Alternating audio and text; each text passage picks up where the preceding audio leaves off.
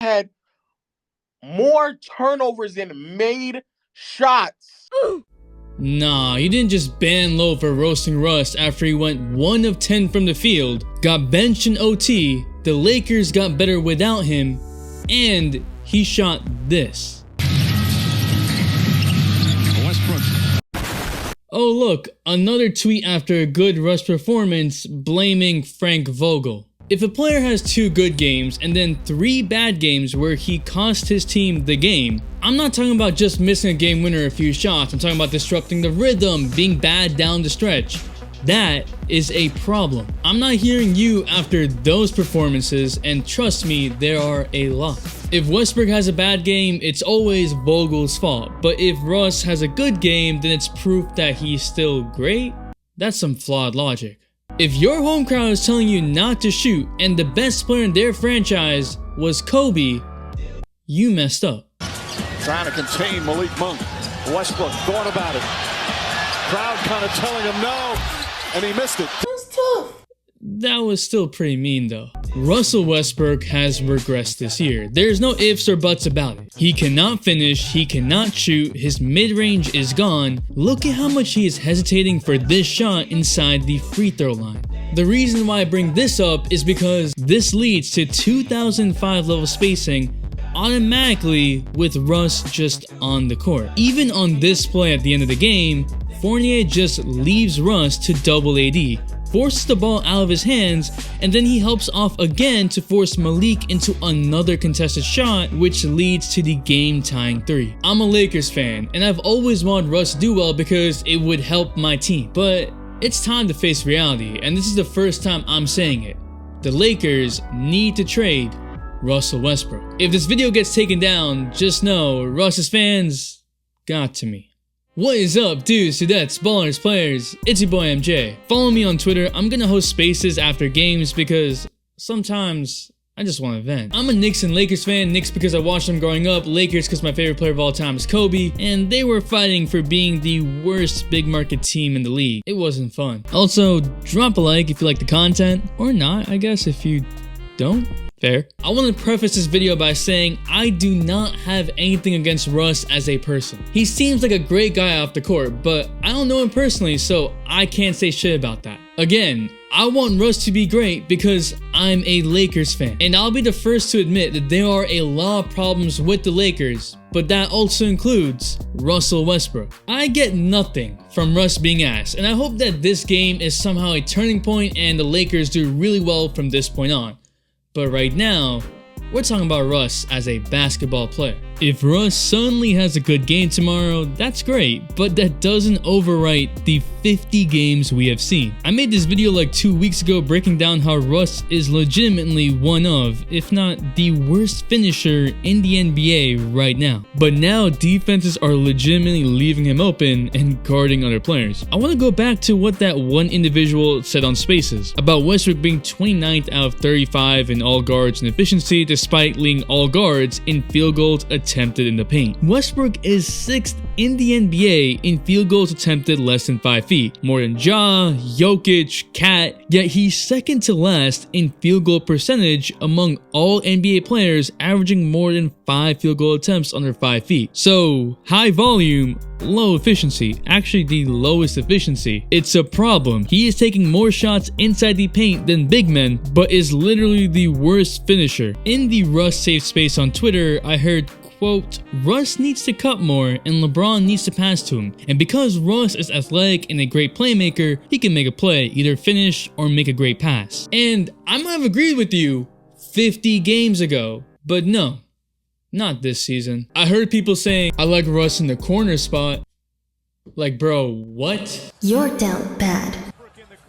Put Russ in the corner and his defender can help off every time. It's happened multiple times and it hurts LeBron, hurts AD.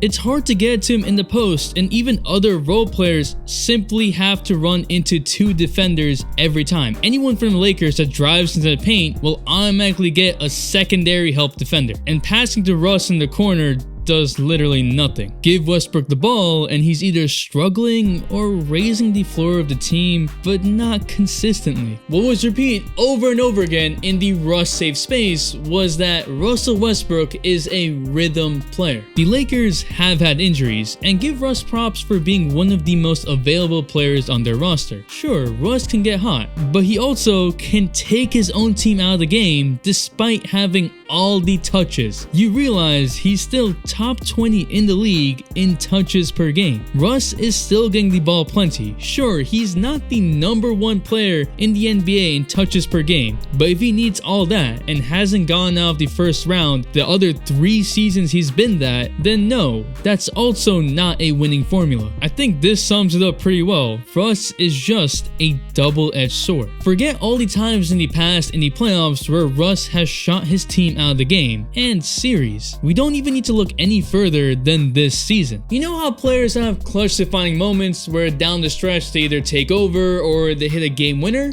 Well, Russ has had the opposite. The free throws from the last game, bad defense, getting benched, that Thunder game where he fell asleep on defense and turned the ball over on offense, which cost them the game.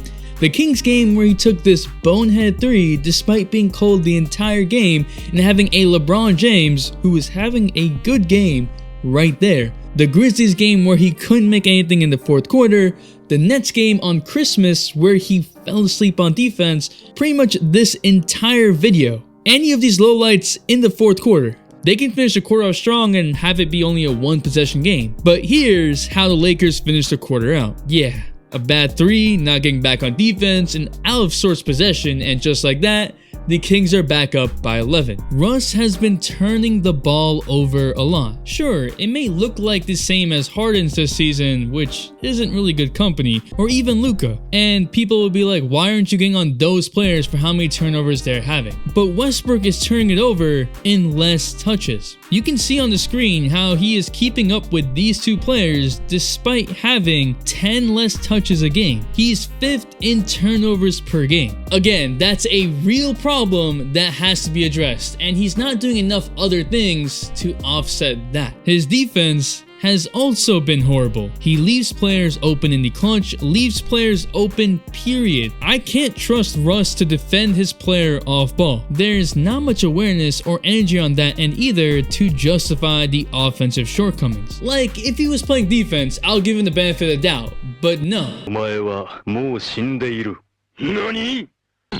And then when Russ fans say, oh look, he had 0 turnovers, to that, roll the clip. This is a wild box score. LeBron scored 35 points. The rest of the starters went for a combined 22 points on 8 of 39 shooting. But hey, Russ had 0 turnovers. Whoa. That's what LeBron was looking at. Definitely not the 2 of 12 from the field.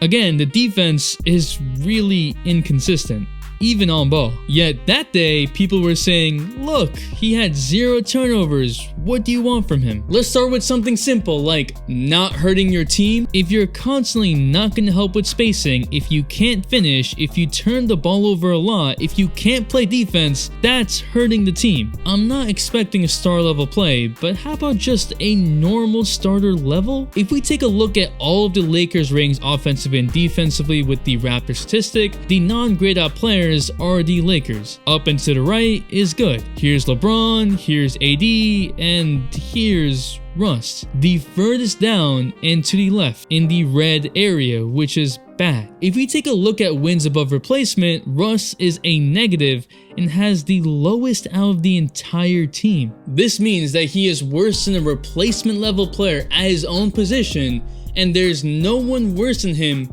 on the entire Lakers roster. What? And look, it's easy to just look at the stats and say, oh look, Russ is shooting inefficiently or that he's turning the ball over a lot. It's another to watch these games and just see how much of a liability Russ is on the court. There are so many times where defenders know that Russ won't shoot unless he gets close into the paint. Russ himself is so hesitant because there's literally no spot on the floor right now in which he's a threat from. You can see him probing the defense, but getting nowhere. It's sad, honestly. Could the coaching be better? Yes, Frank Vogel could do a better job with rotations, cause why Avery Bradley? I am perplexed.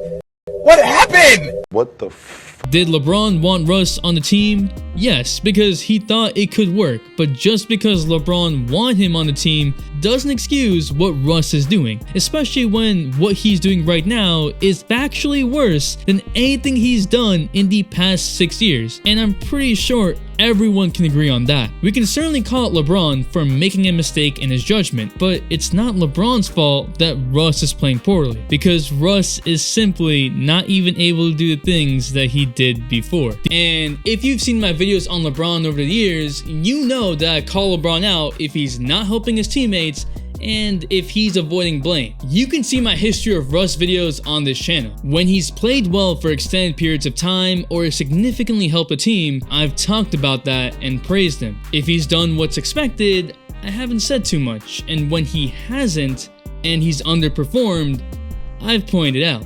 But each year our expectations get lower and lower, and somehow each year he's still underperforming. The trade deadline is coming up. Decisions need to be made whether or not all of this is worth it for the Lakers, especially if benching Westbrook actually makes the Lakers better. Because if that's the case, you might as well get something for him, an extra shooter, a perimeter defender, something. We have 50 games of a sample size. We have over 40 games of LeBron and Russ together. That being said, I want them to figure the chemistry out, but I just don't see the fit. Not with Russ missing layups and becoming even worse at shooting. And in the playoffs, every game matters. You can't just have 2 good games, 2 really bad games that cost a team and be like, that's just Russ. If that's just Russ, then that's just a liability. I want to end the video by saying this. Some of the stuff that's being said, attacking people's characters, saying that you would defile someone's grave,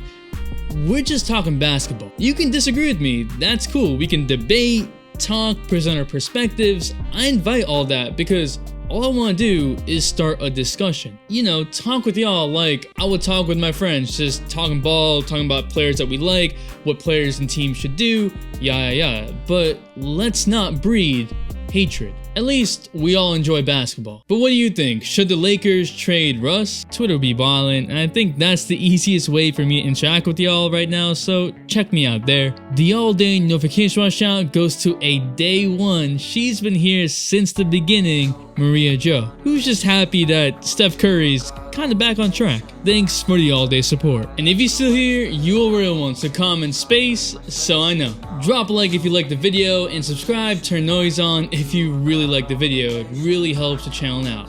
It's your boy MJ. We out, and we vibe.